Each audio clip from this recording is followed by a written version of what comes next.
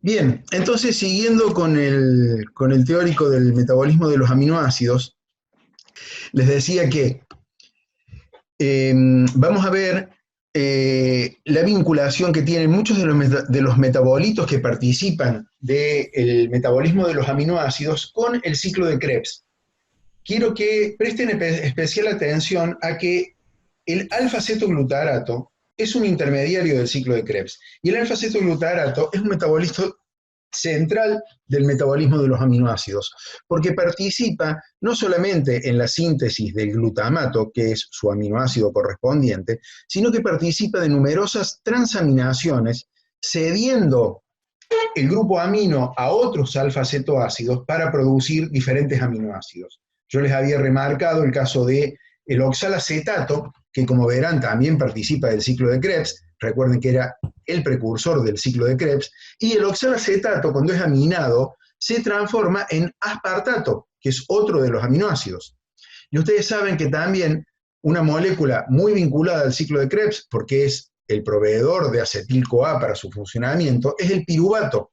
El piruvato también es un alfa-cetoácido y cuando es aminado se convierte en la alanina, que es otro aminoácido.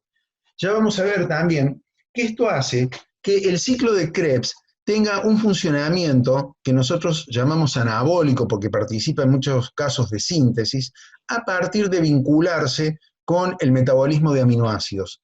Y en todos esos casos, el ciclo de Krebs funciona de una manera parcial, a diferencia de lo que vimos en el teórico que les di de funcionamiento del ciclo de Krebs vinculado a la cadena respiratoria para la producción de energía.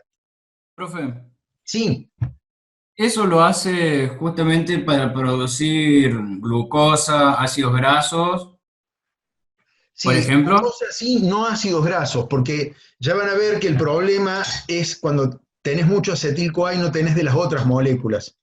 Y entonces por eso usás algún aminoácido para hacer glucosa. Pero si tenés acetil-CoA, directamente con eso podés hacer lípidos. Entonces no tiene sentido que hagas lípidos a partir de ácidos grasos.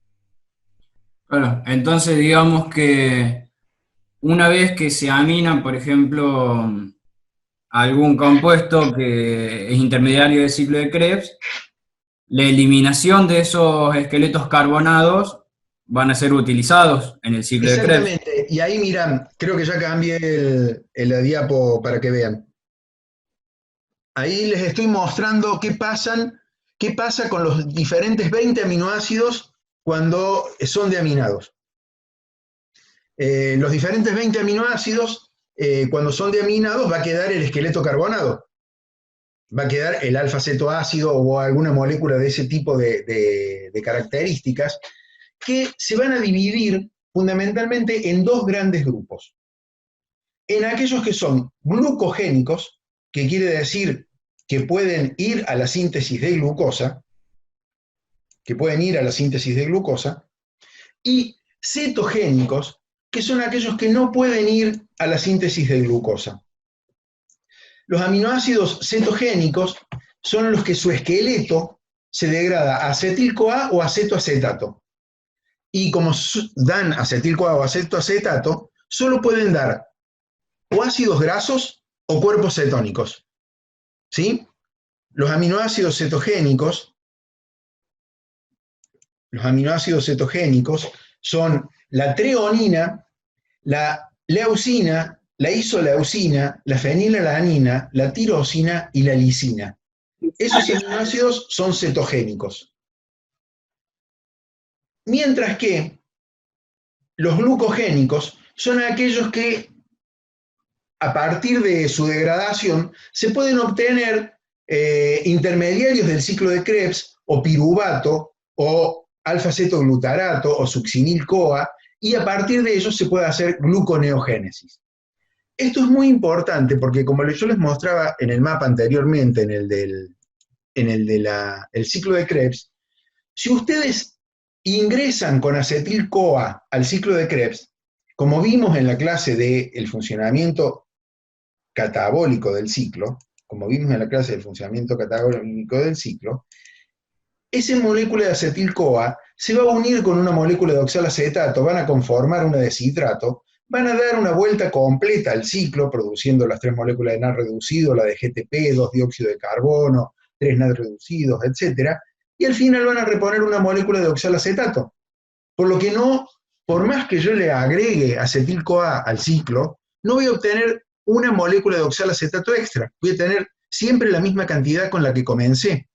Si yo originalmente tenía 172 moléculas de oxalacetato y entro con 1.000.000 de moléculas de acetil-CoA, el ciclo de Krebs va a dar 1.000.000 de vueltas y al final del ciclo y al final de ese funcionamiento voy a tener 172 moléculas de oxalacetato.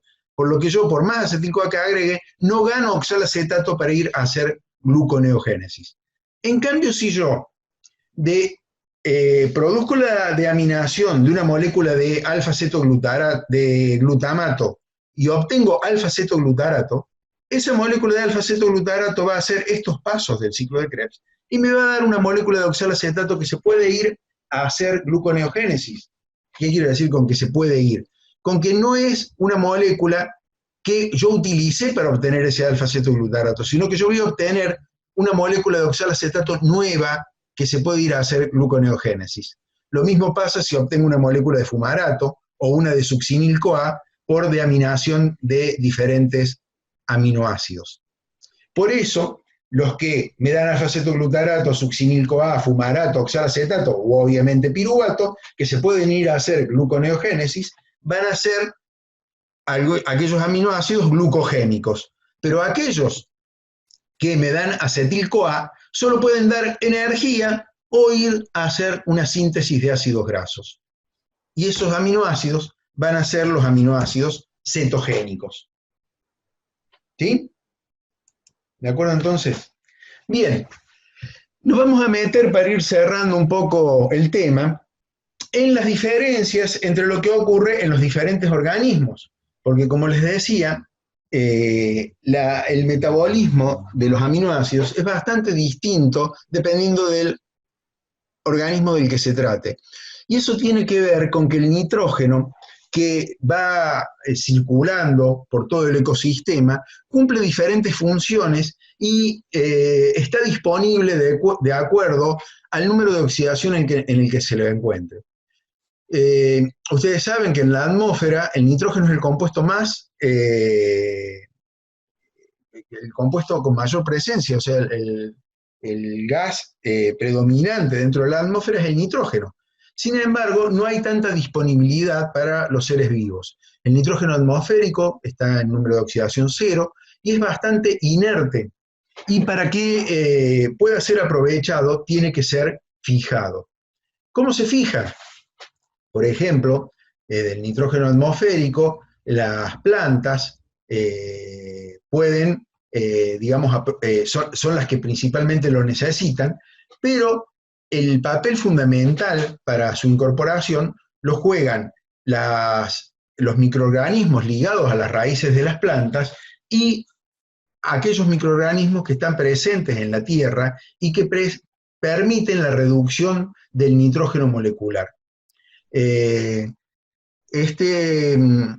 Esta reducción del nitrógeno molecular lleva a que se produzca amonio, y este amonio en la Tierra, en 2 pasos, tienen que sufrir una nitrificación en la cual los nitrosomas pasan el amonio a nitrito, que es en el cual el nitrógeno está con un número de oxidación +3, y en un paso posterior, las nitrobacter son las encargadas de pasar el nitrito a nitrato, oxidar el nitrito a nitrato, o sea, pasar el nitrato a un número de oxidación en el cual el nitrógeno tiene un número de oxidación +5. El nitrato es absorbido por las raíces de las plantas, pero también sufre, por acción de algunos microorganismos, un mecanismo de desnitrificación. La desnitrificación es un proceso que usa el nitrato como aceptor terminal de electrones. En condiciones de ausencia de oxígeno, el nitrato recibe los electrones de una cadena respiratoria que funciona en bacterias del tipo alcalígenes, paracoccus, pseudomonas, algunos rizobiums, y que de esa manera llevan el nitrógeno a números de oxidaciones a óxidos o a nitrógeno molecular que pasa a la atmósfera, y eso produce la desnitrificación de los suelos. El otro aporte de nitrógeno lo realizan los cadáveres en el suelo y los rastrojos de los vegetales. La fijación se da fundamentalmente por dos mecanismos. Uno es, como que veíamos, algunos microorganismos rizoféricos como Azospirillum, que trabajan sobre la materia orgánica en suelo y producen una amonificación, produciendo amonio en suelo, pero también juegan un papel muy importante los rizobiums, que son microorganismos simbiontes que hacen que directamente el amonio se produzca en la planta.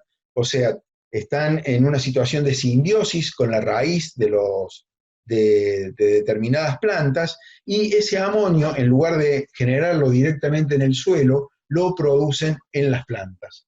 Esto es un aporte muy importante para para la generación de luego proteínas en los vegetales. Ustedes saben que es un factor importante la disponibilidad de amonio para luego la posibilidad de síntesis de proteínas. El amonio en el suelo es bastante soluble. Eso trae un problema de que con las lluvias puede ser lixiviado. Sin embargo, el amonio interacciona con las arcillas, que están cargadas negativamente, las arcillas del suelo, y esas arcillas permiten que el amonio se permanezca, resista la lixiviación y esté disponible para la absorción por parte de los vegetales. El fenómeno de la lixiviación es que en muchos casos también incrementa el contenido de nitrógeno en las aguas, y esto lleva a una eutrofización de las aguas, que, digamos, nosotros tenemos un ejemplo bastante cercano como es el dique San Roque, aunque acá la eutrofización no se debe tanto a la lixiviación de amonio, sino fundamentalmente a los líquidos cloacales, ¿no? Bueno, dentro de la planta, las moléculas de nitrato que son absorbidas deben ser convertidas en amonio para las reacciones de síntesis de los aminoácidos, ¿no? Luego los vegetales lo que van a necesitar es que esas moléculas de nitrato sean transformadas en amonio para aprovecharlas en la síntesis de aminoácidos.